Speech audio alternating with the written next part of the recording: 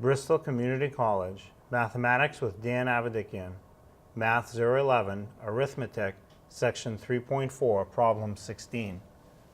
This is Section 3.4, Problem 16. It says multiply the given numbers, and we have 432 times 0.63. So to multiply this, just at first ignore the decimals. Just multiply 432 times 63. Get an answer for that, and then put the decimal where it needs to go. So 3 times 2 is 6. 3 times 3 is 9. 3 times 4 is 12. Then go down one row and multiply the 6. So if I go down one row, I want to put in a 0 to hold my place. 6 times 2 is 12. Right, the 2 carry the 1. 6 times 3 is 18. 18 plus the 1 that I carried is 19.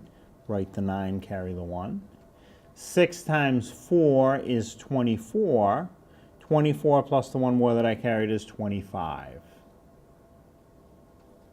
And the 0 in front I really don't need to worry about. And I can add those results together.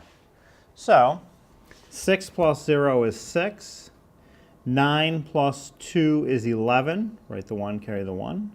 And I have 1 plus 2 is 3. 3 plus 9 is 12.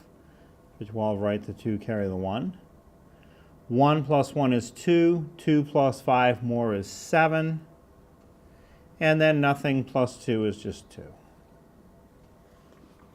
So without the decimal, I'd have an answer of 27,216. But now I have to put the decimal in the right spot.